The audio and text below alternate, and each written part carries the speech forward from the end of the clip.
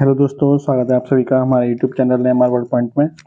आज आपके लिए प्रैक्टिस सेट नंबर 3 लेके आए हैं, जो कि यूपीपी प्रैक्टिस सेट है, यानी उत्तर प्रदेश कांस्टेबल के लिए मैथ का प्रैक्टिस सेट नंबर 3 है, जो कि रोजगार पब्लिकेशन का है। इससे पहले के 2 प्रैक्टिस सेट और साथ में आर्यन पब्लिकेशन के 25 मैथ के प्रैक्टिस सेट अपलोड किए जा चुके हैं। यदि आपने अभी तक नहीं देखे तो देख लीजिए और अपनी तैयारी का आकलन कर लीजिए। तो चलिए बिना किसी तरीके शुरू करते हैं आज का प्रैक्टिस सेट नंबर 3। देखिए, पहला क्वेश्चन क्या दिया है। यदि 9 अंकों की कोई संख्या दे रखी है जो कि 72 से क्या है, विभाज्य है, तो इस समीकरण का मान बताइए। यहाँ पे x दे रखा है, यहाँ पे आपको y दे रखा है। जो 72 से विभाज्य है, इसका मतलब जो संख्या आपकी 72 से विभाज्य होगी वो आपकी किसके से विभाज्य हो सकती है। 72 का फैक्टर कर लेंगे तो 72 फैक्टर क्या होते हैं, 9 और 8। यानी जो संख्या 72 से विभाज्य होगी वो आपकी 9 से विभाजित भी होगी और 8 से विभाज्य भी होगी। तो 8 से विभाज्य होने की शर्त क्या होती है।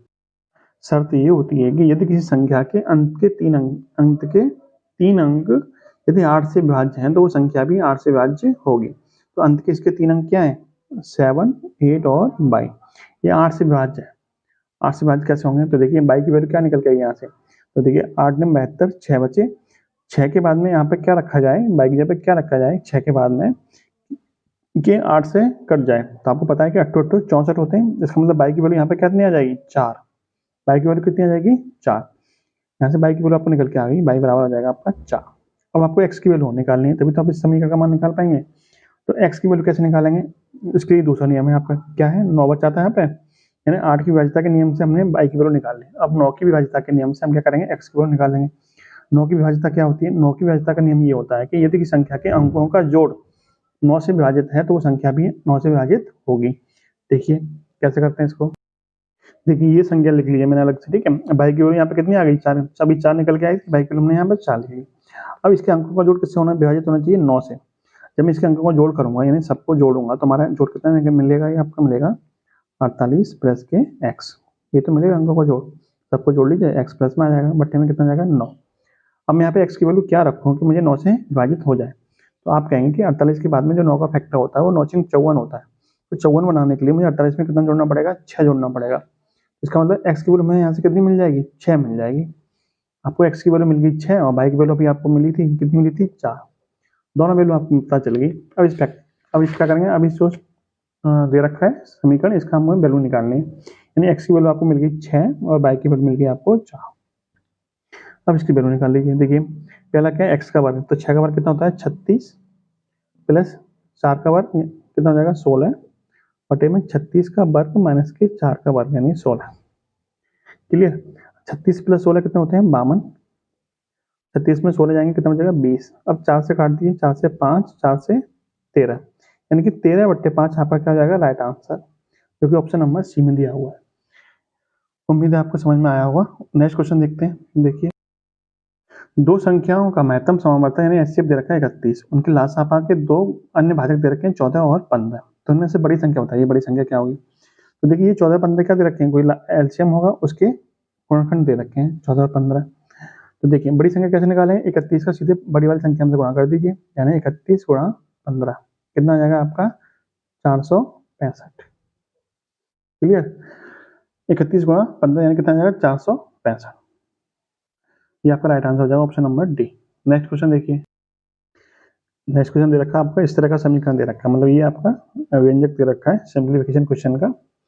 तो कैसे करेंगे इसको, देखिए इस तरह के क्वेश्चन मैंने पहले भी प्रैक्टिस सेट में बताए थे, आज फिर बता रहा हूँ। इस तरह की क्वेश्चन की अलग से एक वीडियो बनाई हुई है।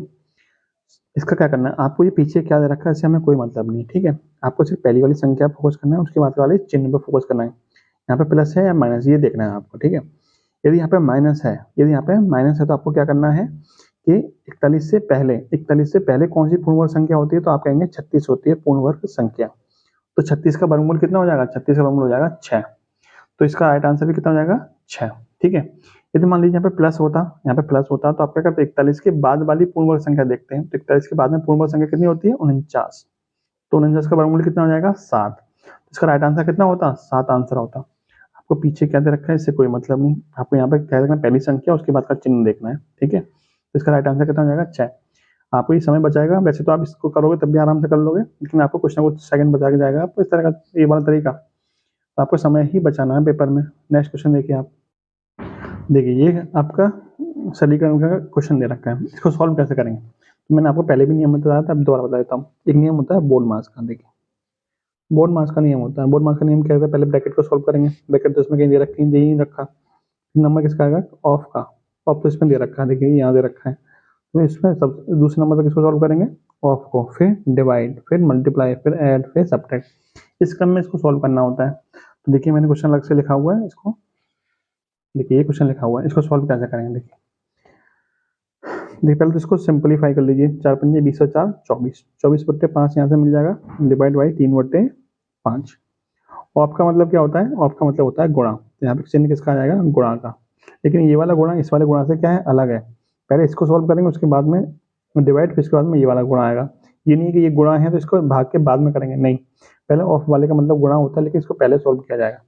ठीक है, यहाँ 5 लिख लिया, ठीक है, प्लस के 4/5 गुणा 3/10 माइनस के 1/5, ये आपका समीकरण मिल गया। अब इसको सॉल्व कर लेते हैं। देखिए ये वाला 5 से 5 कट जाएगा, यानी ऑफ वाले गुणा का काम हो चुका है। अब कितना किसका नंबर आएगा, अब आपका संख्या बची 3 24/5 डिवाइड बाई 3, यहाँ तो आपका 3 ही बचा था, प्लस के 4/5 गुणा 3/10 माइनस के 1/5, ये संख्या बची आपके पास। ठीक है, अब ऑफ का काम हो गया, अब नंबर किसका आएगा डिवाइड का, डिवाइड यानी भाग का, भाग यहाँ पे ये देखिए 24/5 में जब हम 3 का भाग कर देंगे तो बटे में गुणा में 3 आ जाएगा नीचे, भाग करने का मतलब 24/5 में 3 का भाग करेंगे तो बड़ा में 3 ही तो रहेगा।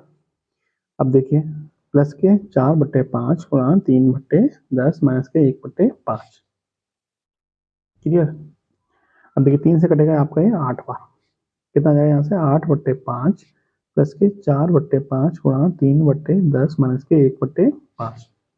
अब आगे देखिए, अब भाग हो गया, अब नंबर आएगा गुणा का, गुणा कहाँ है यहाँ पे, इसको सोल्व करिए। देखिए 2 से कटेगा ये 2 बार, 2 से कटेगा ये आपका 5 बार। ठीक है, 3 दूनी 6, 6 पंजे तो 3 दूनी 6 और 5 पंजे 25, यहाँ से आपको मिल जाएगा 8/5 प्लस के 3 दूनी 6 बटे में 5 25 माइनस के 1/5।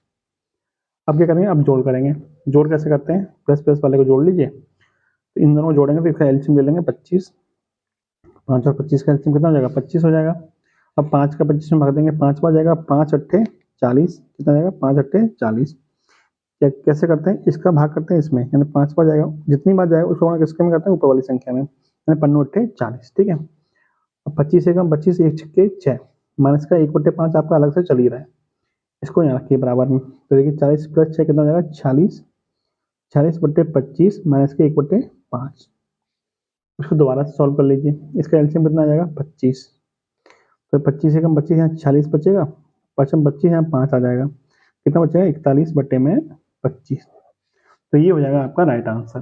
ठीक है, ये आपका राइट आंसर हो जाएगा। बेशक लंबा हो गया, लेकिन अब जब आप खुद करेंगे तो आप इसको शॉर्ट में कर सकते हो जल्दी जल्दी। मैं आपको समझा रहा हूँ इसलिए टाइम ज़्यादा लगा है, मैं आप खुद करेंगे आपको आराम से कर पाओगे। 41/25 क्या हो जाएगा आपका राइट आंसर, यानी कि 25 में 25 16 41, ये ऑप्शन आपका क्या हो जाएगा राइट हो जाएगा। नेक्स्ट क्वेश्चन देखिए, 35 क्रमागत प्राकृतिक संख्याओं का औसत कितना है, n है। पहली 10 संख्याओं को छोड़कर अगली 10 संख्याओं को शामिल करने पर औसत कितना हो जाता है, m हो जाता है। तो यदि m स्क्वायर माइनस की n स्क्वायर वैल्यू कितनी है 600 है, तो 3m प्लस 5m का मान बताइए। देखिए इसको करने से पहले कुछ सीख लीजिए। देखिए जैसे मान लीजिए आपकी 5 संख्या लिखी हुई है क्रमागत 1 2 3 4 और 5, आपसे पूछा जाएगा इन पांचों संख्याओं का औसत कितना हो जाएगा। तो औसत बराबर क्या होता है, सभी का जोड़ बटे में 5, क्योंकि 5 संख्या है, सबका जोड़ कितना हो जाएगा, सबका जोड़ हो जाएगा 15, 15/5 करोगे तो कितना आ जाएगा 5, सॉरी 3 आ जाएगा, कितना आ जाएगा 3, यानी इसी पांचों संख्याओं का औसत कितना आ जाएगा 3 आ जाएगा। 3 क्या है, हमारी बीच वाली संख्या। क्लियर। अब मैं आपसे कहूँगी हर एक संख्या में कितना जोड़ दीजिए, हर एक संख्या में 2 जोड़ दीजिए, यानी हर एक संख्या में 2 जोड़ दीजिए। तो अब आपकी संख्या कितनी मिल जाएगी, यहाँ मिल जाएगा 3, यहाँ हो जाएगा 4, ठीक है, यहाँ हो जाएगा आपका 5, यहाँ हो जाएगा आपका 6 और यहाँ हो जाएगा 7। अब आपसे पूछा जाएगा इन सबका औसत कितना होगा, तो आप कहेंगे कि इन सबका जोड़ कर लीजिए, 7 और 6 13, 13 और 5 18, 18 4 22 और 3 25, यानी 25/5, यानी कि औसत कितना मिल जाएगा आपको 5। अब यहाँ से आपने क्या सीखा, यहाँ से आपने ये सीखा कि यदि हम प्रत्येक संख्या में जितना जोड़ा जाए, यदि प्रत्येक संख्या में जितना जोड़ा जाए तो हमारे औसत में भी कितना जुड़ता है, उतना ही जुड़ता है। जितना यदि हम प्रत्येक संख्या में जितना जोड़ेंगे तो हमारे औसत में भी कितना जुड़ेगा, उतना ही जुड़ेगा। यानी यदि हमने प्रत्येक संख्या में 2 जोड़ा तो हमारे औसत में भी कितना जुड़ा, 2 जुड़ा। पहले 3 था, तब कितना हो गया, 5 हो गया। अब इसी कॉन्सेप्ट का यूज करना है इस सवाल में। जैसे इसने बोला है कि पहली 10 संख्या को छोड़कर अगली 10 संख्या को जोड़ा जाए तो औसत कितना हो जाता है, m हो जाता है। मान ली 1 से लेकर 10 संख्याएं आपकी हैं, 1 2 3, यहाँ से लेकर कहाँ तक जा रही है आपकी, 10 तक जा रही है। यदि इन पहली 10 संख्या को छोड़ा जाए, अगली 10 संख्याओं को गिनाया जाए तो 10 संख्या अगली 10 संख्या क्या हो जाएंगी आपकी, 11 से शुरुआत होगी, 11 12 से लेकर आपकी कहाँ तक जाएगी, 20 तक जाएगी। तो इसका मतलब हर एक संख्या में कितना जोड़ रहा है, हर एक संख्या में आपका 10 जोड़ रहा है। हर एक संख्या में कितना जोड़ रहा है, 10 जोड़ रहा है। यहाँ 13 आएगा तो हर एक संख्या में कितना जोड़ रहा है, 10 जोड़ रहा है। इसका मतलब जो हमारा औसत होगा उसमें कितना जुड़ेगा, 10 जुड़ेगा, नहीं जुड़ेगा, 10 जुड़ेगा। तो शुरू में जो औसत था वो कितना था, n था। 10 संख्या को छोड़कर जोड़ने में औसत कितना हो गया, m हो गया। तो इसका मतलब हमारा जो m होगा वो कितना हो जाएगा, तो m की जो वैल्यू होगी वो कितनी जाएगी, n प्लस के 10, n प्लस के 10। यानी शुरू की जो संख्या थी उनका औसत n था, अब संख्या छोड़ के जो जोड़ी जा रही है संख्या तो उनका औसत कितना m है, तो m की वैल्यू कितनी होगी, तो औसत में 10 जुड़ेगा, नहीं जुड़ेगा, जुड़ जाएगा। जैसे मैंने आपको यहाँ पे समझाया था उसी तरीके से। तो m की वैल्यू निकल के आ गई n प्लस 10। अब देखिए आपको क्वेश्चन में दे रखा है कि m स्क्वायर माइनस के n स्क्वायर बराबर 600। अब देखिए m स्क्वायर माइनस के n स्क्वायर बराबर आपको दे रखा है 600, ठीक है। यहाँ से आपने m बराबर कितना रखा था, n प्लस 10। तो यहाँ से हम एक चीज और निकाल सकते हैं कि m माइनस के n बराबर 10। कितना निकाल सकते हैं, n को इधर ले जाएंगे तो m माइनस के n बराबर कितना हो जाएगा, 10 हो जाएगा। अब आपने एक फॉर्मूला पढ़ा होगा कि ए स्क्वायर माइनस के बी स्क्वायर, ए स्क्वायर माइनस के बी स्क्वायर बराबर क्या होता है, ए प्लस बी इंटू ए माइनस के बी। तो इसको हम लिख सकते हैं कि m प्लस के n, m माइनस के n बराबर 600। m माइनस n की वैल्यू कितनी है, 10। तो m प्लस n इंटू 10 बराबर 600। तो m प्लस n यहाँ से कितना मिल जाएगा, यहाँ से मिल जाएगा 10 से भाग कर देंगे 60, यानी m प्लस n की वैल्यू मिल गई 60 और m माइनस n की वैल्यू कितनी मिल गई, 10। तो m प्लस n बराबर 60। अब यहाँ से दो समीकरण से आप m और n की वैल्यू निकाल सकते हैं। कैसे निकालेंगे इसकी शॉर्ट ट्रिक बता देता हूँ आपको। देखिए आपको m माइनस के n बराबर दे रखा है 10, m प्लस के n बराबर दे रखा है 60। देखिए ये सवाल लंबा नहीं है, आपको समझाने में टाइम ज़्यादा लग रहा है, आपको समझाने में टाइम ज़्यादा लग रहा है। सवाल लंबा नहीं है, जब आपको कॉन्सेप्ट पता होगा तो आपको कुछ नहीं करना है। m माइनस के n बराबर 10, m प्लस n बराबर 60 मिल जाएगा, जोड़ के आप तुरंत आंसर निकाल सकते हैं। सीख लीजिए पहले, ठीक है। m माइनस के n बराबर 10 आ गया, m प्लस n बराबर 60। अब यहाँ से m की वैल्यू चाहिए, तो m की वैल्यू कैसे निकालें। जब भी इस तरह के इक्वेशन हो तो m जब पहली वाली वैल्यू चाहिए तो क्या करना है आपको, दोनों को जोड़ के आधा कर दीजिए। यानी 60 प्लस 10 कितना हो जाएगा, 70, 70 का आधा कितना हो जाएगा, 35। यानी m की वैल्यू मिल जाएगी आपको 35। n की वैल्यू कैसे निकालते हैं, यानी बाद वाली संख्या निकालनी, जो नेगेटिव वाली वो संख्या निकालनी है। तो बाद वाली कैसे निकालेंगे, दोनों का अंतर करिए। यानी 60 में से 10 घटाइए, कितना होगा, 50। 50 का आधा कितना होता है, 25। 50 का आधा कितना होता है, 25। तो n की वैल्यू कितनी आ जाएगी आपकी, 25, ठीक है। n की वैल्यू कितनी आ जाएगी, 25। अब आपसे समीकरण में क्या पूछा था, समीकरण में आपसे पूछा था कि 3m प्लस 5n की वैल्यू बताइए, 3m प्लस 5n की वैल्यू। तो देखिए 3 गुणा m की वैल्यू कितनी निकल के आई थी, 35, 35 कर देंगे और 5n यानी 5 गुणा n की वैल्यू कितनी आई थी, 25। देखिए कितना हो जाएगा, ये 35 पंजे 105 होते हैं, प्लस के 25 पंजे 125, दोनों को जोड़ने कितना आएगा, 230। अब आपसे पूछा क्या, 3m तथा 5n का औसत बताइए। औसत बराबर मतलब इनका एवरेज, यानी कि आधा। तो दो ही संख्या तो है, 3m और 5n दो संख्या है, तो आधा करने के क्या करेंगे, 2 का भाग कर देंगे। 230 में जब 2 का भाग करने कितना आंसर आ जाएगा, 115। आपका राइट आंसर आ जाएगा 115। देखिए सवाल को करने में टाइम कैसे लग गया, हम मैंने आपको समझाया इसलिए टाइम लग गया। आप होते तो आप क्या करते हैं, देखिए आप क्या करते हैं, आपको पता है कि औसत में 10 जोड़ेगा, तो आप क्या करते हैं, m बराबर n माइनस के 10, m बराबर क्या बोलते हैं, n प्लस 10 लिखते हैं, वहाँ से m माइनस n की वैल्यू निकालते हैं और यहाँ से m प्लस n की वैल्यू निकल के आ जाती है 60। वहाँ से m और n की वैल्यू निकालते रखते तो तुरंत आपका औसत निकल के आ जाता। समझाने में टाइम ज़्यादा लग गया, लेकिन अगली बार से क्या हुआ, आप खुद करेंगे तो आपको समय नहीं लगेगा। नेक्स्ट क्वेश्चन देखिए आप। देखिए 3 पदों का योगफल कितना है, 16 या 300 है। पहले और दूसरे पद के बीच का अनुपात कितना है, 15 और 16। दूसरे और तीसरे का अनुपात है 17 और 18। पहले और अंतिम पद के बीच का अंतर बताइए, अंतर कितना होगा। तो देखिए मान लीजिए आपके 3 पद हैं, ए बी और सी। पहले और दूसरे का अनुपात दे रखा है 15:16, ठीक है। दूसरे और तीसरे का अनुपात दे रखा है 17:18।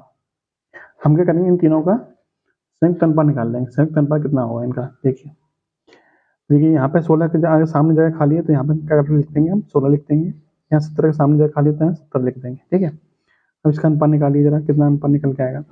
17 × 15 कितने होते हैं, 17 पंजे 85 के 5 हासिल के 8, 17 के 17 8 25, 255, क्लियर, ठीक है। 16 × 17 कितने, 17 के 102 हासिल के 10, 17 के 17 10 27। 18 × 16 कितने होते हैं, 18 छक्के 108 के 8 हासिल के 10, 18 के 18 10 28, 288। और फिर ये तीनों संख्या निकल के आ गई, ठीक है। अब क्या करना है आपको, अब देखिए तीनों संख्याओं का वैल्यू निकल के आ गई। अब तीनों संख्याओं का जोड़ कितने का दे रखा है, तीनों संख्याओं का जोड़ दे रखा है आपको। क्वेश्चन देखते हैं, तीनों का योगफल दे रखा है 16,300, लेकिन हमारा जोड़ कितना है, इन सबको जोड़ेंगे तो कितना आंसर आएगा। देखिए जोड़ेंगे तो 8 तो 10 और 5 15, और 8 7 15 और 5 20 और 2 20 और 1 21 और 2 3 6 और 1 7, 715 निकल के आएगा। कितना निकल के आएगा, 715। लेकिन 715 की वैल्यू कितनी दे रखी है, 16,300, क्लियर। आपसे पूछा क्या था, आपसे पूछा है कि पहले और अंतिम के बीच का अंतर, पहले और अंतिम के बीच का अंतर कितना है, यानी 55 और 88 के बीच का अंतर कितना है, 33, कितना है 33, ठीक है। पहले और अंतिम के बीच का अंतर है 33 का। 288 में 255 घटाएंगे 33 बचेगा।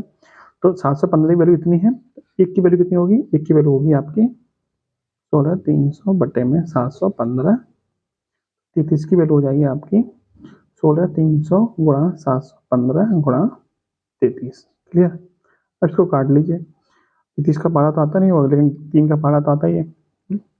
11 से काटे, 11 से 3 बार कटेगा, 11 छक्के 66, 6 बचे, सॉरी 5 बचे, 11 पंजे 55, ठीक है। अब किससे काटेंगे आप काटेंगे इसको। देखिए यहाँ थोड़ी मिस्टेक हो गई है, क्या मिस्टेक हुई है कि इनका जोड़ थोड़ा गलत लिख के, इन सबको जोड़ेंगे तो यहाँ कितना आएगा, 815 आएगा। कितना आएगा, 815। तो यहाँ पे भी 815 हो जाएगा, क्लियर। यहाँ पे भी कितना हो जाएगा, 815।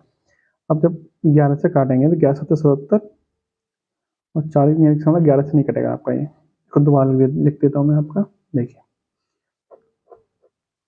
33 यूनिट की वैल्यू हो जाएगी आपकी 16,300 बटे में 815 गुणा 33, क्लियर। अब देखिए 3 से काटिए, 8 5 6 8 14, ये 3 से नहीं कटेगा, यहाँ पर 11 से कटेगा, नहीं कटेगा। देखिए 11 7 77, 4 बचे, ये 11 से भी नहीं कटेगा, तो किससे कट सकते हैं, देखिए ये किससे कटेगा, देखो 16 पंजे 80 और 3 पंजे 15, ये कितने में कट जाएगा, इससे कट जाएगा ये आपका 5 बार, एक बार ये आपका 5 बार, यानी ऊपर बचेगा आपका 100 बटे में 5, 100 बटे में 5 गुणा 33, ठीक है। 5 से कटेगा आपका ये 20 बार, और 20 × 33 कितना होगा, 33 दूनी 66, यानी कि 660। तो आपका राइट आंसर हो जाएगा 660, ऑप्शन नंबर सी आपका राइट आंसर हो जाएगा। नेक्स्ट क्वेश्चन देखिए, 6 वर्ष पहले ए और बी की आयु का अनुपात 7:5 था, 4 वर्ष बाद उनकी आयु का अनुपात कितना हो गया, 11:9 हो गया, 11:9 हो गया। तो एक ही वर्तमान आयु बताइए, देखिए इसको डिटेल में समझ लीजिए। देखिए ए और बी का अनुपात दे रखा है, 6 वर्ष पहले का कितना दे रखा है, 7:5, यानी 7 और 5 का अनुपात दे रखा है, और 4 वर्ष बाद अनुपात कितना हो गया है, 11:9 हो गया, यानी 5 से 9 यानी 4 जुड़ा है, और 7 से 11 यानी यहाँ पे भी 4 जुड़ा है। यहाँ से यहाँ तक आने में कितना जुड़ा है, 4 यूनिट जुड़ा है।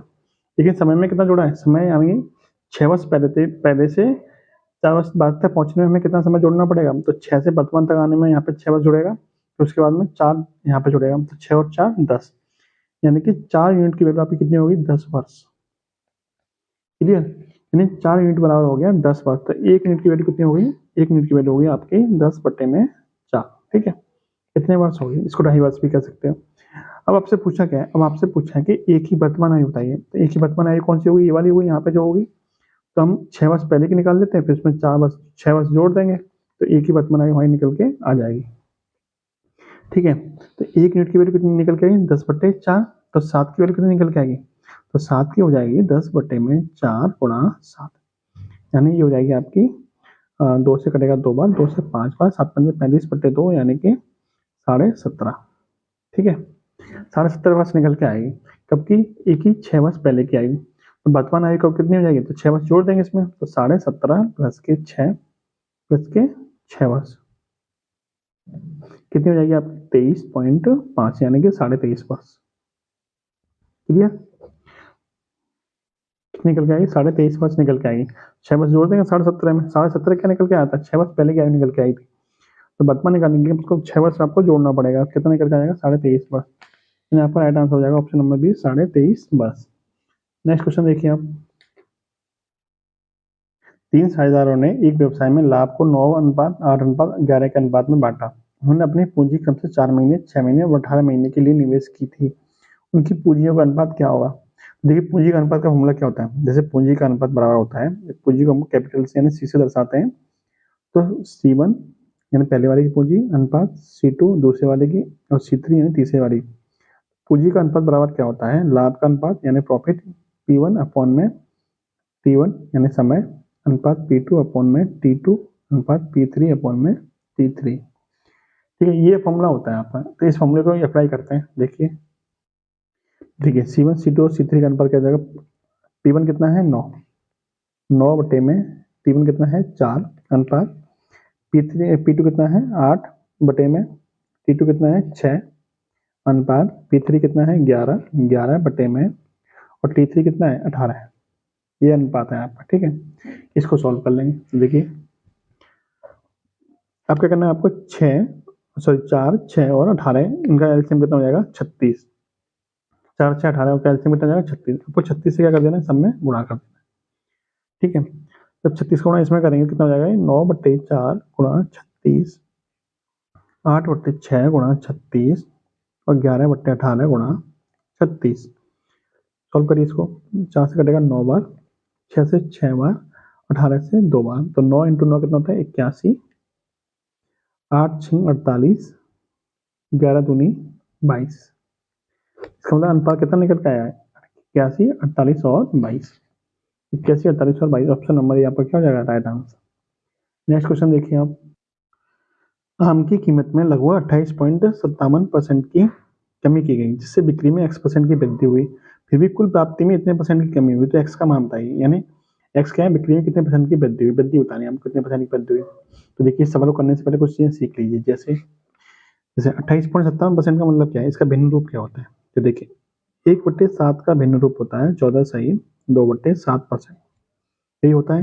यदि मैं इसमें 2 से गुणा करूँ, यदि मैं इसमें 2 से गुणा करूँ तो इधर भी 2 का गुणा करना पड़ेगा। यानी दोनों तरफ मैं 2 का गुणा कर दूँ तो ये कितना हो जाएगा 2/7। इधर हो जाएगा आपका 28 और ये जाएगा 4/7%। इस 4/7%, इसका मतलब यही होता है। इसका मतलब क्या होता है, इसका मतलब होता है 28.57%। ये मतलब होता है। आपको ये वाली चीज दे रखी है यहाँ पे, इसका भिन्न रूप क्या हो जाएगा फिर 2/7। एक चीज तो आपको ये पता चल गई भिन्न रूप इसका क्या होगा। दूसरा 16 सही 2/3%, इसका भिन्न रूप क्या हो जाएगा 16 सही 2/3% का भिन्न रूप होता है 1/6। ठीक है, यहाँ पे कुछ चीजें याद रखनी है और नहीं तो आप निकालो कैसे, तो 16 3 48 दूनी 48, 16 3 48 और 2 50, 50/3 और परसेंटेज हटाएंगे तो 100 का भाग और कर देंगे। ठीक है, 50 से कटेगा 2 बार तो 1/6 कितना जाएगा 6। ठीक है, कुछ चीजें आपको याद भी रखनी है, कुछ चीजें आपको सीखनी है। उसके बाद देखिए आपको इतना पता चल गया कि 28.57% का मतलब होता है 2/7 और 16 सही 2/3% का होता है 1/6। अब आगे देखिए आप। अब देखिए यहाँ पे समझिए, जैसे मान लीजिए कि कीमत बिक्री और आय कैसे निकलेगी। जैसे मान लीजिए पहले आप 7 आम बेचते थे, ठीक है, तो अब कीमत में कमी हुई है, मान लीजिए आप 5 आम बेच रहे हैं। ठीक है, पहले जो बिक्री हो रही थी, पहले जो आम की कीमत थी वो 7 रुपए थी, अब कीमत कितनी हो गई 5 रुपए। मान लीजिए पहले आप 6 रुपए का एक आम बेचते थे, तो आप कितने का बेच रहे हैं, आप 7 रुपए का बेच रहे हैं या 8 रुपए कुछ भी मान लीजिए। ठीक है, 7 रुपए मान लीजिए। ठीक है, क्योंकि बिक्री में क्या हुई है, बिक्री में वृद्धि हुई है। ठीक है, तो पहले 6 आम बेच रहे थे, अब आप कितने बेच रहे हैं 7 आम बेच रहे हैं, तो आपका आय कितनी होगी। पहले जो आय होगी 7 रुपए के हिसाब से 6 बेचे, 7 रुपए के हिसाब से 6 बेचे तो 7 6 42 रुपए आपके पास आए, और 5 के हिसाब से 7 बेचे तो आपके पास 35 रुपए आए। ठीक है, ये आपकी आय हो जाएगी। इस तरह से आपको आय निकालनी है। अब इसी चीज को हम अपने सवाल में अप्लाई करेंगे। जैसे आपसे बोला है कि 28.57% की कमी होगी, तो इसका भिन्न रूप क्या होता है। इसका भिन्न रूप 2/7 अभी आपको बताया था, तो कमी हुई है, इसका मतलब पहले जो आपकी कीमत 7 थी, अब 2 की कमी हो गई, इसका मतलब कीमत कितनी हो गई, अब कीमत हो गई 5। 7 से कितनी हो गई 5 हो गई, 7 से हो गई 5। अब बिक्री में क्या हो गई, वृद्धि हुई है। मान लीजिए पहले आपकी बिक्री x थी, अब बिक्री कितनी हो गई y हो गई। हमें बिक्री निकालनी है, हमें पता नहीं है बिक्री कितनी है, ठीक है। हमने पहले मान ली एक्स बिक्री यानी एक्स बेची जा रहे थे, अब हमारे बाई बेचे जा रहे हैं, ठीक है। अब कुल मिला के तो ये बताइए कि आय कितनी होगी, तो आय कैसे निकालेंगे, 7 × x, यानी पहले आय यदि आपकी 7x हो रही थी तो अब आय आय आपकी कितनी होगी, 5y होगी, होगी कि नहीं होगी, ठीक है। ये आपकी क्लियर होगी यहाँ तक बात। अब आगे देखिए, लेकिन आपसे बोला क्या है कि उसकी आय में यानी प्राप्ति में कितनी कमी हो रही है, 16 सही 2/3% की। तो 16 सही 2/3% की क्या हो रही है, कमी हो रही है। तो 16 सही 2/3% का मतलब क्या होता है, 16 सही 2/3% का मतलब होता है 1/6। यानी यदि आपकी आय पहले 6 थी तो अब आय कितनी है, 5, क्योंकि कमी हो रही है 1 की। क्लियर। यानी 7x की वैल्यू कितनी होगी, 6, और 5x की वैल्यू कितनी हो गई, 5। क्लियर। अब इसको देखिए आगे, इसको आप ऐसे ले सकते हो कि 7x बराबर 6 और 5x बराबर 5, ठीक है। इन दोनों में एक दूसरे से भाग कर दीजिए। देखिए 5 से 5 क्या हो जाएगा, बराबर में तो कट जाएगा, ठीक है। सॉरी 5 बाई है यहाँ पे, है ना, 5 बाई, सॉरी। तो यहाँ पे कितना बचेगा, आप यहाँ बचेगा आपका 7x अपॉन में बाई बराबर 6, इतना ही तो बचा। अब यहाँ से x अपॉन बाई की वैल्यू निकालिए, तो यहाँ से x अपॉन बाई बराबर मिल जाएगा, x अपॉन बाई बराबर मिल जाएगा 6/7, 6/7। इस 6/7 का मतलब क्या है, x क्या था हमारा, पहले बिक्री थी, देखिए x क्या था हमारा शुरुआत में, बिक्री, बाई क्या है हमारी बाद में बिक्री। तो x की वैल्यू कितनी है 6, बाई की वैल्यू कितनी है 7। यानी तो शुरुआत में यदि 6 की बिक्री हो रही थी तो अब कितनी बिक्री हो रही है 7, यानी बिक्री में क्या हुई है, वृद्धि। और हमारे सवाल के हिसाब से भी बिक्री में क्या हो रही है, वृद्धि हो रही है परसेंटेज में, ठीक है। तो कितने की वृद्धि होगी, पहले जो बिक्री थी वो आपकी 6 की थी, अब कितने की हो रही है, 7 की हो रही है। यानी कितने की वृद्धि हुई है, 1 की वृद्धि हुई है, कितने पे हुई है, 6 पे हुई है। तो 1/6 गुणा 100, 1/6 की फ्रैक्शन क्या होती है, अभी आपने बताया था 16 सही 2/3% होती है। तो इसका परसेंटेज में रूप कितना हो जाएगा, 16 सही 2/3% हो जाएगा। ये था आपका आंसर। उम्मीद है आपको समझ में आया होगा। नेक्स्ट क्वेश्चन देखते हैं। यदि P तथा Q अंक निरूपित करते हो तो कथन 3P2 + 7 यानी 719 प्लस के 4Q7 बराबर 1608 है, तो Q का संभव अधिकतम मान बताइए। अधिकतम मान कैसे निकालेंगे, देखिए मैंने सवाल को इस तरह से लिख लिया है, ठीक है, आपको समझाने के लिए। अब देखिए आपको बोला है कि Q का अधिकतम मान बताइए, तो देखिए 9, 2, 11 और 7 18, 18 के 8 हो जाएंगे, हासिल कितना मिलेगा, 1 मिलेगा आपको हासिल का, ठीक है। अब 1 और 1 2, 1 और 1 2। अब देखिए 3 और 7 10 और 4 14, 14 यानी हासिल के आपको यहाँ पे कितने मिले होंगे, तभी तो 16 बनेगा। हासिल के आपको कितने मिले होंगे, 2। आपको 2 हासिल के तभी तो मिले होंगे जब यहाँ पे 20 आया होगा, 20 का यहाँ पे 0 आया, इसका यहाँ पे 20 आया होगा, तभी तो आपको हासिल के 2 मिले होंगे। अब देखिए 7 और 3 10 और 4 14 और 2 16, ठीक है। अब आपको एक यहाँ से मिल गया, एक यहाँ पे, यानी कि 1, यहाँ देखिए 1 प्लस के P प्लस के 1 प्लस के Q बराबर कितना है, 20। 20 कैसे आया, क्योंकि यहाँ पे 0 है, 0 और यहाँ पे हासिल कितने आए थे, 2 आए थे। तो 2 हासिल कब आएंगे, जब यहाँ पे 20 होगा, तभी तो आएगा हासिल के 2। और 2 हासिल कैसे है, हमने यहाँ पे जोड़ के देख लिया, 7 और 3 10 और 14, 14 में 2 जोड़ेंगे तभी तो 16 बनेगा, ठीक है। यहाँ तक क्लियर हो गया होगा आपका। अब देखिए P+Q बराबर यहाँ से कितना मिल जाएगा, 1 और 1 2, यानी 20 में 2 घटाएंगे 18। देखिए P+Q बराबर मिल गया आपको 18। अब आपसे पूछा Q की अधिकतम वैल्यू बताइए। अधिकतम वैल्यू की क्या हो सकती है, Q की अधिकतम वैल्यू आपकी कितनी बन सकती है, 9 बन सकती है, 9। इसकी भी कितनी बनेगी, 9 ही बनेगी अधिकतम वैल्यू। जैसे आप इसकी मान लीजिए 8 बना देते हैं, P की वैल्यू आप कम कर देंगे तो Q की वैल्यू कितनी हो जाएगी, 10। लेकिन हमें चाहिए कितना, 1 अंक में, तो 10 तो हो नहीं सकता। अधिकतम वैल्यू कितनी हो सकती है इसकी, 9 हो सकती है, ठीक है। तो इसका राइट आंसर कितना हो जाएगा, 9। ऑप्शन नंबर ए आपका क्या हो जाएगा, राइट आंसर। नेक्स्ट क्वेश्चन देखिए आप। ए 20% की हानि पर बी को कोई वस्तु बेचता है, बी से 12.5% के लाभ पर सी को बेच देता है, ठीक है। और सी से 8% की हानि पर डी को बेच देता है। डी से इतने रुपए में खरीदता है, तो बताइए कि ए और सी को हुई हानियों के बीच कितने का अंतर है। तो आपको अंतर बताना है, अंतर कितने का होगा। तो देखिए कैसे सॉल्व करेंगे इसको। देखिए ये मैंने आपको एबीसीडी चारों के नाम लिख लिए हैं, ठीक है। वो कह रहा है 20% की हानि पर बेचता है, किसको, बी को बेचता है। 20% की फ्रैक्शन क्या होती है, 20% की फ्रैक्शन होती है 1/5। 1/5 का मतलब ये है कि उसने 5 की खरीदी थी और 1 की हानि पर बेच दी, यानी इसका मतलब बी को कितनी बेची, 4 की बेची, यानी 5 की खरीदी और 4 की बेची। क्लियर। अब आगे देखिए, बी को कोई वस्तु बेचता है, बी से 12.5% के लाभ पर सी को बेच देता है। तो 12.5% की फ्रैक्शन क्या होती है, 12.5% की फ्रैक्शन होती है 1/8। ये फ्रैक्शन आपको कुछ ना कुछ याद रखनी है। 12.5% की फ्रैक्शन क्या होती है, 8। लाभ हो रहा है, इसका मतलब 8 की उसने खरीदी थी और 1 की लाभ पे यानी कि 9 की उसने बेच दी। क्लियर। अब आगे देखिए सी ने इसे 8% की हानि पर डी को बेच दिया। 8% की फ्रैक्शन कितनी होती है, 8/100 कर देंगे। 8/100 का मतलब 4 से 2 बार, 4 से 25 बार, यानी कि हानि पर बेच रहा है। इसका मतलब 25 वाली चीज, इसका मतलब 25 वाली चीज 2 की हानि पर यानी कि 23 में बेची जा रही है, ये तो कहना चाह रहा है। अब आगे देख लीजिए, ठीक है, यहाँ तक क्लियर हो गया होगा। अब देखिए, अब देखिए यहाँ पे आगे जगह खाली है, तो यहाँ पे कितना लिखेंगे, 4। ये आपका किस में सिखाया जाता है, ये आपका अनुपात वाले चैप्टर में सिखाया जाता है, अनुपात कैसे निकालते हैं। यहाँ 9 है तो यहाँ पे भी 9 आ जाएगा, यहाँ 25 है तो यहाँ 25, यहाँ पे भी 25, और यहाँ 8 है तो यहाँ पे भी 8। आपको इसका संयुक्त अनुपात निकालना है, कुल मिला के इकट्ठा अनुपात निकाल के देखना है इसका अनुपात कितना आएगा। देखिए 25 अट्ठे 200 कैसे निकालते हैं, इन सबका आपस में गुणा करते हैं। 25 अट्ठे 200, 200 पंजे 1000। 25 अट्ठे 200, 200 चौका 800, यहाँ कितना मिल जाएगा 800 आपको, ठीक है। 25 में 225, 225 इंटू 4 कितना हो जाएगा 900, 900 मिल जाएगा। और कितना 23 चौका 92, 92 इंटू 9 कितना होता है 828, यहाँ से आपको 828 मिल जाएगा, ठीक है। अब आपसे क्या पूछा है, अब आपसे पूछा है कि देखिए क्वेश्चन देख लीजिए, आपसे पूछा है कि ए और सी को हुई हानियों के बीच कितना अंतर है। तो देखिए ए को कितनी हानि हुई थी, ए को हानि हुई थी 1000 वाली चीज 800 में बेच रहा है, इसका मतलब 200 की हानि हुई थी। सी को कितनी हानि, 900 वाली चीज 128 में बेच रहा है, सॉरी 900 वाली चीज 828 में बेच रहा है, इसका मतलब 72 रुपए की इसको हानि हुई है। अब इनकी हानियों के बीच अंतर कितना है, इनकी हानियों के बीच अंतर है 128 का। कितना अंतर है, 128 का तो अंतर है, यानी कि 72, और ये आपका हो जाएगा सही है, 128 का अंतर है, 128 यूनिट की वैल्यू चाहिए आपको। अब आगे देखिए क्वेश्चन में आपको बोल रखा है कि डी इसको कितने में खरीदता है, डी इसको 248.40 में खरीदता है, लेकिन आपके हिसाब से कितने में खरीदता है, आपके हिसाब से खरीदता है 828 में।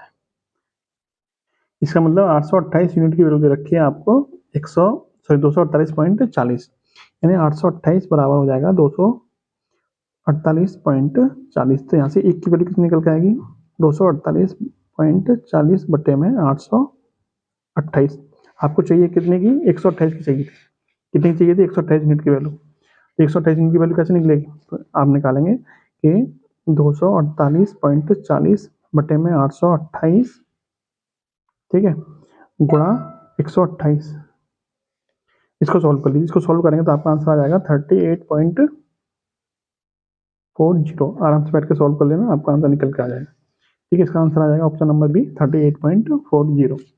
नेक्स्ट क्वेश्चन देखिए आप, ऑप्शन क्वेश्चन नंबर 87।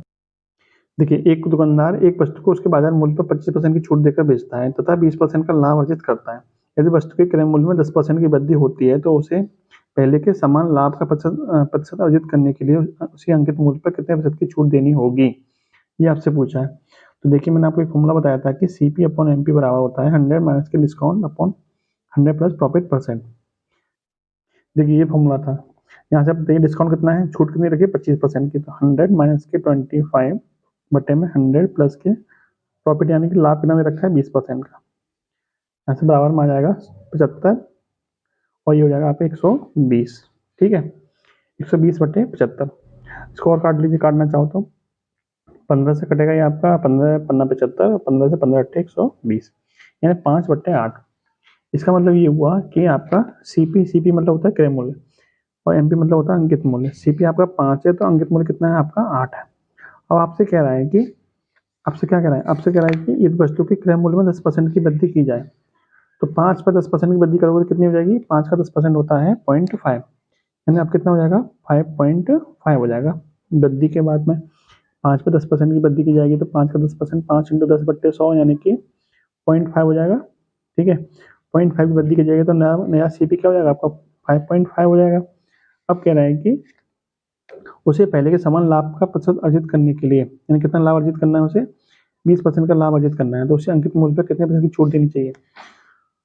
उसका सीपी हो गया 5.5, उसे 20% का लाभ चाहिए, तो 20% का लाभ कैसे मिलेगा, तो 5.5 का 20% निकालेंगे, 120% निकाल देंगे, 120%, ठीक है। ये किसके बराबर होगा, अंकित मूल्य पर छूट के बराबर। अंकित मूल्य कितना हमारा 8 पर छूट दे देंगे तो 100 माइनस के छूट %, यानी कि हमने मान लिया X% की क्या की जा रही है, छूट दी जा रही है, ठीक है। ये आपका फॉर्मूला बन जाएगा 100 माइनस के छूट %, यानी देखिए लाभ सॉरी क्रय मूल्य प्लस लाभ ये विक्रय मूल्य के बराबर होता है, और अंकित मूल्य पे जब छूट दी जाती है तो वो भी क्या होता है विक्रय मूल्य के बराबर, दोनों ही विक्रय मूल्य है, बराबर बराबर रख दीजिए आराम से। अब इसको सॉल्व कर लीजिए, सॉल्व करिए जरा इसको, 0 से 0 खत्म, और पॉइंट हटाएंगे तो बटे में 10 आ जाएगा। ठीक है, अब इधर देखिए 10 इंटू 10 कितना होता है 100, इस 100 से ये वाला 100 खत्म हो जाएगा। क्लियर, 4 से कटेगा ये 2 बार और 4 से कटेगा ये आपका 3 बार। 55 इंटू 3, 55 इंटू 3 होता है 165 बराबर 2 गुणा 100 माइनस के एक्स। आगे देखिए ये हो जाएगा आपका 200 माइनस के 2x, ये हो जाएगा आपका 165। 2x इधर आएगा, 165 इधर जाएगा, तो 2x बराबर हो जाएगा आपका 200 माइनस के 165 यानी कि 35। x बराबर हो जाएगा 35 बट्टे में 2 यानी कि 17.5%। तो आपकी छूट कितने परसेंट की हो जाएगी? 17.5% की। तो ये हो जाएगा आपका right answer 17.5%, option number B आपका राइट हो जाएगा। नेक्स्ट क्वेश्चन देखिए, 16 रुपये प्रति किलोग्राम के मूल्य के इतने किलोग्राम नमक में इतने 28 रुपये प्रति किलोग्राम मूल्य का कितने किलोग्राम नमक मिलाया जाए जिससे कि मिश्रण को इतने रुपये प्रति किलोग्राम दर से बेचने पर 15% का लाभ हो, यानी 29.90 रुपये प्रति किलोग्राम की दर से बेचा जा रहा है तो 15% का लाभ हो रहा है। तो मिश्रण का क्रय मूल्य कितना होगा? पहले क्रय मूल्य निकाल लेंगे हम। देखिए 15% की फ्रैक्शन होती है 3/20, यानी यदि कोई चीज़ 20 रुपये की है तो उस पर 3 रुपये लाभ पे बेची जा रही है। ठीक है, तो इसका मतलब कितने में बेची जा रही है? 23 रुपये में बेची जा रही है। ठीक है, अब आपको 23 की वैल्यू दे रखी है कितनी? 23 की वैल्यू दे रखी है 29.90, हमें 20 की वैल्यू चाहिए। 23 की वैल्यू दे रखी है 29.90, तो यहाँ से 20 की वैल्यू कितनी निकल के आएगी? 1 की वैल्यू निकल के आएगी 29.90 बट्टे में 23 गुणा 20। ठीक है, तो ये कितने का कटेगा? यहाँ से 23 से कटेगा, 23 से कम 23, 6 बच्चे 23 से 69, 1.3 बार कटेगा। 1.3 का गुणा 20 में करेंगे कितना आएगा? 26। यानी कि जो हमारा मिश्रण बना था उसका हमारा क्रय मूल्य कितना बैठा? उसका क्रय मूल्य बैठा हमारा 26 रुपये। ठीक है, मिश्रण का हो गया 26 रुपये। एक 16 किलोग्राम वाला है, एक आपका 28 किलोग्राम वाला है। ठीक है, अब आगे देखिए, एक 16 किलोग्राम वाला है, एक आपका 28 किलोग्राम वाला है, और ओवरऑल मिश्रण है उसका सीबी कितना बना था? 26 किलोग्राम। अब इसको एलिगेशन के मेथड से सॉल्व कर लीजिए। देखिए 28 में 26 के 2 बच्चे, 16 में 26 के 10 बच्चे, यानी कि इन दोनों का अनुपात कितना हो जाएगा? 1:5, 1:5। क्लियर, 1:5। लेकिन वो कह रहा है कि 16 किलोग्राम वाली जो चीज़ है वो कितनी है? वो आपकी है कितनी? 39.6 किलोग्राम, 39.6 किलोग्राम है, यानी कि 1 यूनिट की वैल्यू दे रखी है आपको 39.6 किलोग्राम। तो आपसे 28 वाली पूछी थी, तो 5 यूनिट की वैल्यू कितनी जाएगी? 5 गुणा 39.6, ये किसके बराबर हो जाएगा? गुणा कर लीजिए, 5 30 और हासिल के 3, 45 3 48 और 5 15 और 4 19, 198.0 यानी 198 रुपये की, सॉरी 198 किलोग्राम, यानी कितनी मिलाई जाएगी? 198 किलोग्राम मिलाई जाएगी। ऑप्शन नंबर बी क्या हो जाएगा आपका? राइट आंसर हो जाएगा। 28 रुपये प्रति किलोग्राम वाली चीज़ पूछी थी, कितने किलोग्राम मिलाई जाएगी? 198 किलोग्राम मिलाई जाएगी, ये आपका क्या हो जाएगा? राइट आंसर हो जाएगा। नेक्स्ट क्वेश्चन देखिए आप, साधारण ब्याज के 8% वार्षिक दर से 6,000 रुपये पर 4 साल में मिलने वाला ब्याज 9,000 रुपये पर 12% वार्षिक ब्याज की दर से 2 साल में मिलने वाले ब्याज के बराबर है, तो आर का मान कितना होगा? देखिए दोनों कंडीशन में क्या है? ब्याज क्या है? बराबर है। तो देखिए ब्याज का फॉर्मूला क्या होता है साधारण ब्याज का? देखिए पहली कंडीशन में दर दे रखी है आर, तो ब्याज कितना जाएगी? मूलधन कितना है? 6,000, गुणा दर कितनी है? आर, गुणा समय कितना है? 4, बट्टे में कितना हो जाएगा? 100। ये पहली कंडीशन में क्या हो जाएगी? ब्याज। और दोनों कंडीशन में क्या है? ब्याज बराबर है। दूसरी कंडीशन में ब्याज कितनी है? 9,000 रुपये तो मूलधन हो गया, और दर कितनी है? 12% की, समय कितना दे रखा है? 2 साल, बट्टे में कितना आ जाएगा? 100।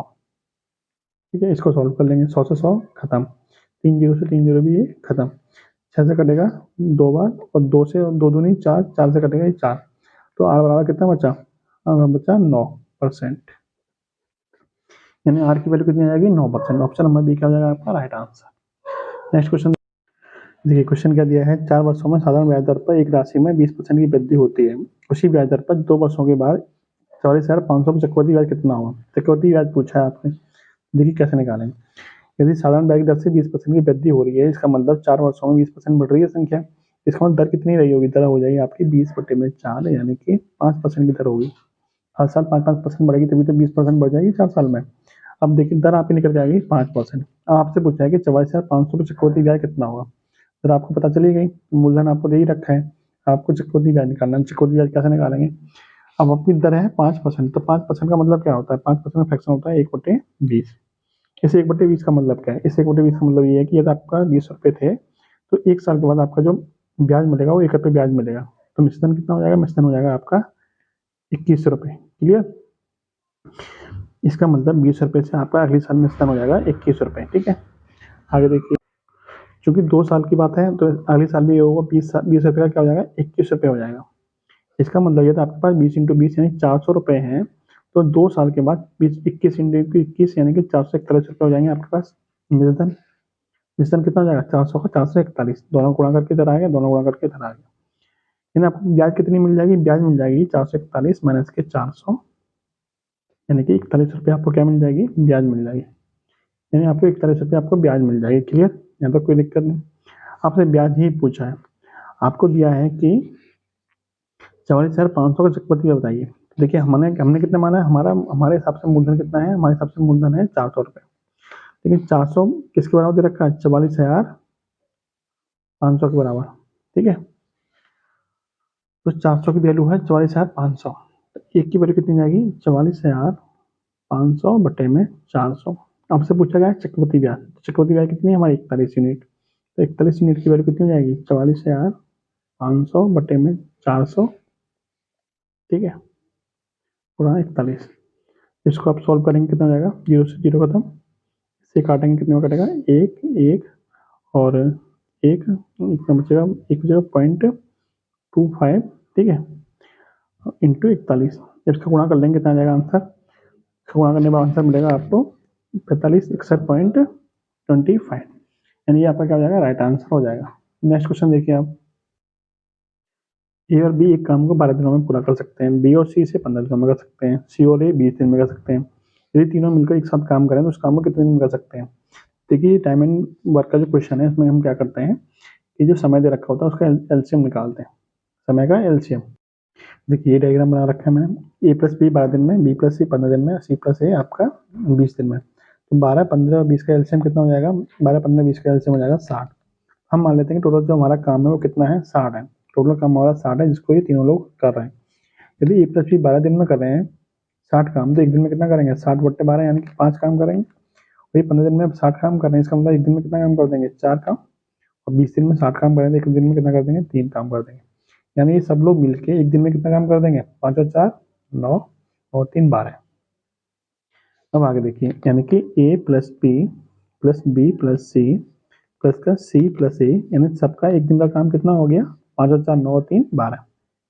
देखिए ए डबल बार आया है, इसका मतलब 2a प्लस बी प्लस सी बराबर कितना हो जाएगा, 12। यहाँ से ए प्लस बी प्लस सी की वैल्यू निकल के आ जाएगी 12 बट्टे 2 यानी कि 6। यानी तीनों का एक दिन का काम हो जाएगा 6 यूनिट। जब तीनों का एक दिन का काम 6 यूनिट है और टोटल काम कितना है 60, पूरा 60 काम करने में कितना समय लग जाएगा, तो 60 बट्टे 6 यानी कि 10 यूनिट, 10 दिन सॉरी, कितना समय लग जाएगा, 10 दिन। क्योंकि तीनों एक दिन में कितना काम करते हैं, 6 काम करते हैं। टोटल काम कितना है 60, तो 60 काम करने में कितना समय लग जाएगा, 60 बट्टे 10 या 60 बट्टे 6 यानी कि 10 दिन। यानी ऑप्शन नंबर सी आपका क्या हो जाएगा, राइट आंसर। नेक्स्ट क्वेश्चन देखिए, एक लड़का 30 किलोमीटर प्रति घंटे की चाल से घर से स्कूल जाता है, 70 किलोमीटर प्रति घंटे की चाल से वापस लौट के आता है। पूरी यात्रा के लिए उसकी औसत चाल बताइए। तो देखिए औसत चाल का फॉर्मूला क्या होता है, 2x बाई अपॉन में x प्लस बाई। एक्स और बाई क्या है, अलग अलग चालें। ये एक्स 30 किलोमीटर हो गया, बाई की वैल्यू 70 किलोमीटर है, इसमें मान रख दीजिए। तो 2 गुणा 30 गुणा 70 बटे में 30 प्लस 70 कितना हो जाएगा, 100। सॉल्व कर लीजिए, 0 से 0 खत्म, 0 से 0 खत्म, 7 21 दूनी 42, यानी औसत चाल कितनी आ जाएगी, 42 किलोमीटर प्रति घंटा। ऑप्शन नंबर सी आपका राइट हो जाएगा। नेक्स्ट क्वेश्चन देखिए, एक आयत की लंबाई चौड़ाई की 5 गुनी है। जैसे हम चौड़ाई x मान लें तो हमारी लंबाई कितनी हो जाएगी, 5x। क्षेत्रफल कितना दे रखा है, 3125 सेंटीमीटर स्क्वायर। क्षेत्रफल क्या होता है, लंबाई गुणा चौड़ाई। देखिए कितना हो जाएगा, 5x इंटू एक्स हो जाएगा 5x स्क्वायर, जो किसके बराबर दे रखा है, 3125। क्लियर, इसको सोल्व करिए, 5 से कटेगा आपका 625 बार, तो एक्स स्क्वायर बराबर आ जाएगा 625, तो एक्स बराबर हो जाएगा 25। आपसे क्या पूछा है, लंबाई पूछी है। तो लंबाई कितनी थी हमारी, 5x, एक्स की वैल्यू 25 है, तो 5x की वैल्यू 5 गुणा 25 यानी कि 125, 25 इंटू 5 यानी 125। तो आपकी लंबाई कितनी हो जाएगी, 125 सेंटीमीटर। ऑप्शन नंबर डी आपका राइट आंसर हो जाएगा। नेक्स्ट क्वेश्चन देखिए आप, एक व्यापारी अपने लाभ की गणना क्रय मूल्य पर करता है, दूसरा विक्रय मूल्य पर करता है। जब दोनों ही दावा करते हैं कि उन्होंने अपनी वस्तुओं को समान मूल्य पर बेचकर, यानी विक्रय मूल्य दोनों क्या है, समान, 20% का लाभ कमाते हैं, तो उनके लाभों का अंतर कितना है, 85 रुपये है। प्रत्येक व्यापारी की वस्तुओं का विक्रय मूल्य बताइए, विक्रय मूल्य बताना है। तो देखिए दोनों एक लाभ की गणना कर रहा है क्रय मूल्य पर, एक कर रहा है विक्रय मूल्य पर। लाभ कितने परसेंट का हो रहा है, 20% का, और दोनों का विक्रय मूल्य भी क्या है, समान है। तो देखिए 20% की फ्रैक्शन का मतलब क्या है, 20% का मतलब होता है 1/5। इस 1/5 का मतलब क्या है, जो व्यक्ति अपने क्रय मूल्य पर लाभ की गणना कर रहा है उसके लिए क्रय मूल्य कितना हो जाएगा, 5, और 1 रुपये क्या हो जाएगा, लाभ। यानी 5 की चीज खरीद के कितने बेच रहा है, वो 6 में बेच रहा है, जो क्रय मूल्य पर लाभ की गणना कर रहा है वो। ठीक है, 5 की चीज खरीद के 6 में बेच रहा है। और दूसरा 20% का मतलब 1/5, इसका मतलब क्या है, ये आपका विक्रय मूल्य पर लाभ की गणना कर रहा है। इसका मतलब 5 रुपये उसका विक्रय मूल्य है और 1 रुपये लाभ कमा रहा है। इसका मतलब उसने कितने में खरीदी होगी, तो उसने खरीदी होगी 4 रुपये में। यानी 4 रुपये की चीज खरीद के 1 रुपये का लाभ कमा रहा है और 5 में बेच रहा है। इसका मतलब ये है, जो विक्रय मूल्य पर लाभ कमा रहा है उसका मतलब 5 का विक्रय मूल्य हो गया, 1 का लाभ, इसका मतलब 4 में खरीदी होगी। और जो क्रय मूल्य पर लाभ कमा रहा है तो इसका मतलब 5 का क्रय मूल्य हो गया, 1 लाभ कमा रहा है, इसका मतलब 6 में बेच रहा होगा। अब कह रहा है दोनों कंडीशन में क्या है, विक्रय मूल्य समान है, लेकिन यहाँ पर विक्रय मूल्य कितना है, 6 है, और यहाँ पर विक्रय मूल्य कितना है, 5। इसको समान कैसे करेंगे, तो हम क्या कर देंगे, इसमें हम कर देंगे 5 का गुणा, इसमें कर देंगे हम 6 का गुणा। तो ये हो जाएगा 5 25, 5 30। अब देखिए इसका कितना हो जाएगा, 6 चौक 24 और 6 पंजे 30, यानी 24 में खरीद रहा है और 30 में बेच रहा है। ये 25 में खरीद रहा है और 30 में बेच रहा है, यानी कितने रुपए का लाभ कमा रहा है, 5 रुपए का, और ये कितने कमा रहा है, 6 रुपए का। ठीक है, दोनों के बीच के लाभ का अंतर कितना है, दोनों के बीच का लाभ का अंतर है 1 रुपए का। ठीक है, यानी 1 यूनिट का अंतर है दोनों के बीच के लाभ का। लेकिन वो कह रहा है कि 1 यूनिट का अंतर नहीं है, कितने का अंतर है, 85 रुपए का। कितने का अंतर है, 85 रुपए का। तो 1 यूनिट की वैल्यू कितनी आ जाएगी, 85, यानी 1 बराबर 85। आपसे पूछा विक्रय मूल्य, तो विक्रय मूल्य कितना निकल के आया, दोनों का समान निकल के आया था, कितना निकल के आया था, 30 30। 30 की वैल्यू कितनी हो जाएगी, 85 गुणा 30, यानी कि 3 पंजे 15 और 3 24 और 1 25, यानी 2550। विक्रय मूल्य कितना हो जाएगा, 2550। ऑप्शन नंबर सी आपका राइट आंसर हो जाएगा। नेक्स्ट क्वेश्चन देखिए, जो कि आपका लास्ट क्वेश्चन है। वीडियो आपको कैसी लगी जरूर बताइए कमेंट बॉक्स में। अभी तक चैनल को सब्सक्राइब नहीं किया, सब्सक्राइब कर लीजिए। ठीक है रमन, देखिए आपका बार ग्राफ दे रखा है 2011 से लेकर 2015 तक का, 3 अलग अलग लैपटॉप के आंकड़े दे रखे हैं हजारों में। आपको क्वेश्चन क्या पूछा है, क्वेश्चन देख लीजिए आप। देखिए 2015 में लैपटॉप एक्स की कीमत, 2015 में एक्स कौन सा है, ये ब्लैक वाला। 2015 में एक्स की कीमत कितनी थी, 28, ये 28 दिखाई दे रहा होगा आपको, कितनी थी, 28। और 2011 में जेड की कीमत कितनी, 2011 में जेड की कीमत कितनी है, 18। जेड की कीमत कितनी है, 18। कितनी कम है, अंतर कितने का है, 28 और 18 का अंतर हो गया 10 का, 10 का अंतर हो गया। आपसे पूछा बीच का अंतर ज्ञात कीजिए, अंतर कितने में हो गया, 10 का। ऑप्शन नंबर बी क्या हो जाएगा आपका राइट आंसर। तो ये था आज का प्रैक्टिस सेट नंबर 3। वीडियो आपको कैसी लगी कमेंट बॉक्स में जरूर बताइएगा। चैनल को अभी तक सब्सक्राइब नहीं किया, सब्सक्राइब कर लीजिए। जय हिंद, जय भारत।